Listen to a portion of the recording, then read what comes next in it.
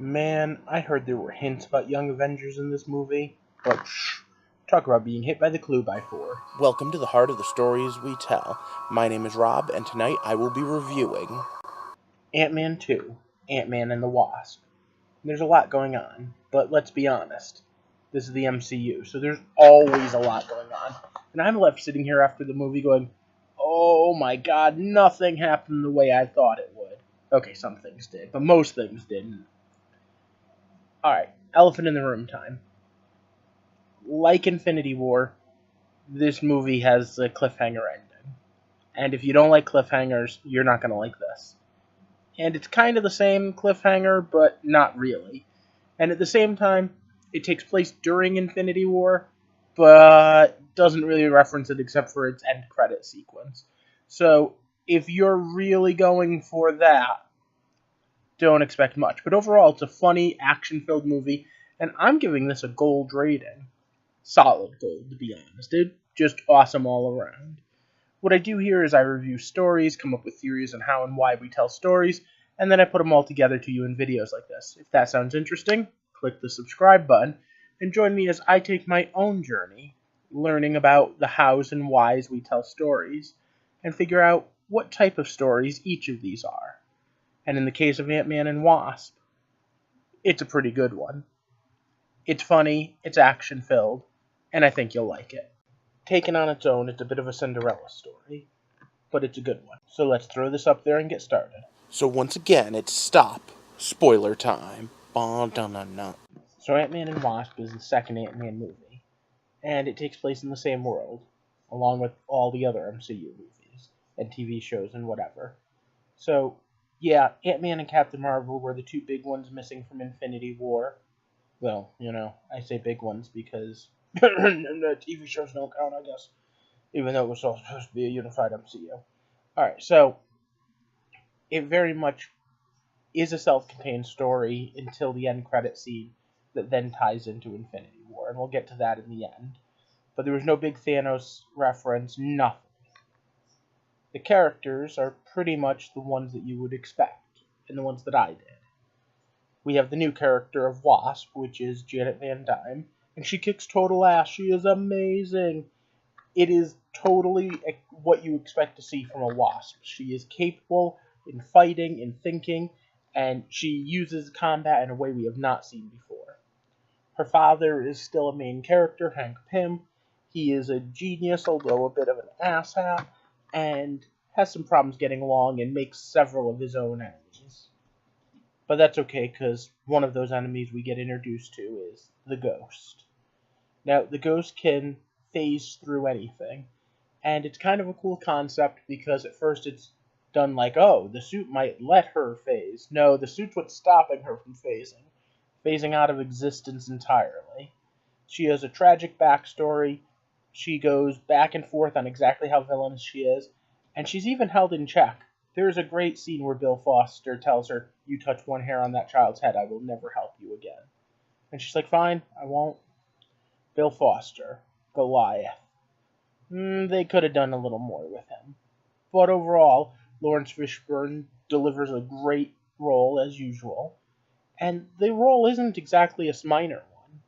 The one that I was surprised at how minor it was Michelle Pfeiffer's Janet Van Dyne, the original Wasp.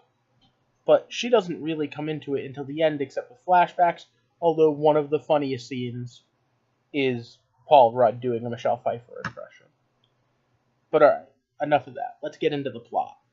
And this is a action comedy, and this is a popcorn flick, so I hope you weren't expecting too deep of a dive into this.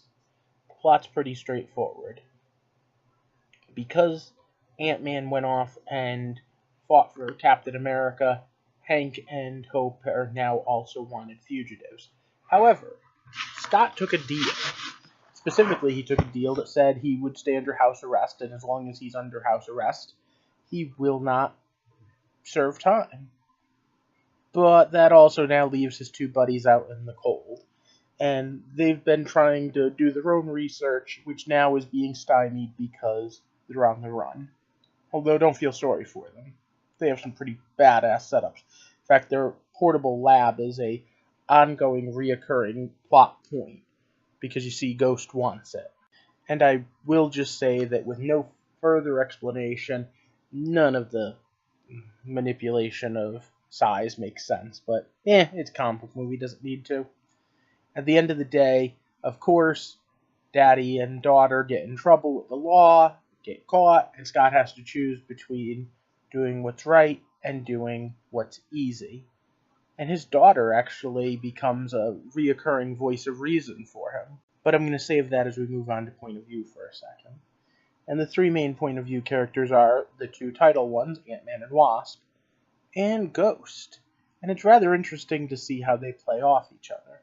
Now, we do have a couple flashbacks that go into Hank Pym, but to be honest, even those are mostly carried out through Scott.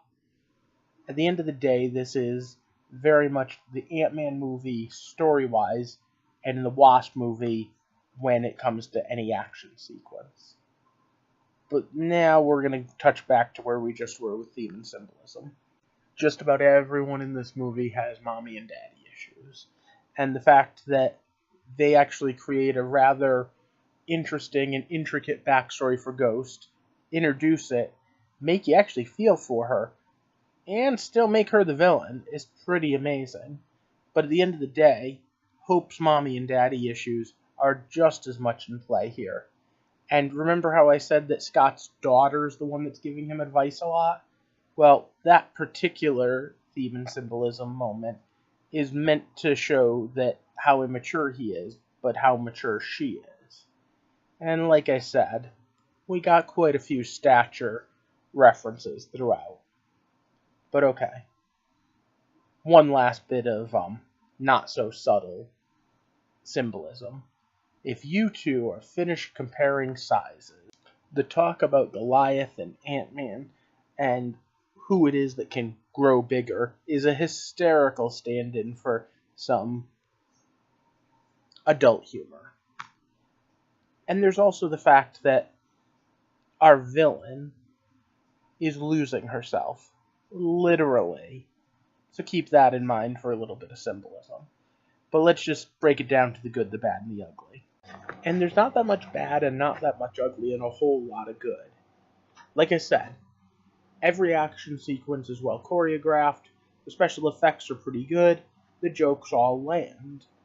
At the same time, we have some really great character moments, things that you wouldn't expect in the middle of a combat sequence, or in the middle of a prison break. But they're all there. And there's even a little bit of hidden backstory. If you look close enough as you go, the Hank Pym is the original Ant-Man and why he's not Ant-Man anymore, and what made all of his relationships fall apart is pretty self-evident. And all of that is good. The romantic chemistry between the new Wasp and the new Ant-Man was better than average, and definitely makes for a great, great chemistry. At the same time, everyone that's introduced is good. I do think they hit us over the head a little too much with Scott's daughter being a wannabe superhero, and I do kind of feel like we got cheated a little bit. The end credit sequence probably would have made more sense if it was 3/4 of the way to the end of the movie. So for bad, I'm going to have to label that. Especially since everyone in that theater already knew what happened at the end of Infinity War. You kind of just felt a little like you were just waiting. Like, I kept waiting to hear a report on the news about an attack in New York. Or have the FBI question Scott about, hey, have you heard anything about this? There are heroes active in New York. But no, instead, we got that time to get a few jokes about flying ants being killed by seagulls, which was hysterical. But was it necessary? I don't know. At the same time, we have the friend Lewis and him telling the story of how him and Scott met, and that was great. But again, it felt very... like, there's a lot of time-wastery joke stuff in here. And even when the jokes land, I think the ugly of this is they could have gone back and re-edited this a little. But overall, I stand by my rating. Now let's talk about the end credit sequence for a minute. snap. Hank Pym, Janet Van Dyne, and Hope Van Dyne vanish, except for the fact that Scott is inside the quantum realm trying to retrieve something at the time. However, just before that happens, Janet tells him to watch out for a certain time travel element. Gee, I wonder how he's going to get out with no one there to get him. Wonder if he's going to see the Young Avengers in the future and then run into Old Man Stark and have to time travel back maybe all the way to the time of the first Avenger movie. Maybe that's why we've gotten all these Stature hints, because we're going to actually see Stature. Just, throwing that out there. And time traveling through the quantum realm is going to play some big role. Maybe we might even run into who the new big bad's going to be now that Thanos is going to be done and over with after the next few movies. Maybe Kang? Anyway, I enjoyed the movie. I loved it. I'm giving it a solid gold as a fun action comedy. But what do you think? Let me know down in the comments below. Do you like it? Do you think that it was too jokey? Do you think it fits the theme of the MCU? Did it make you feel better after the heart-wrenching Infinity War? Or did you expect more? I know I've heard people say that Doctor Strange was expected here. Also, what do you think of the question mark at the end? You'll get the reference. Alright, but I need you to do me a favor and like and share this video, and if you haven't already, click that subscribe button to join our little community here. What I try to do is I try to dissect stories, and this is an interesting one, so I bet you I can get some comments on this and maybe do a follow-up video. Let me know what you'd like to talk about. And in the meantime, I hope you have a good night, and thank you for walking with me through the heart of Antman and Wasp.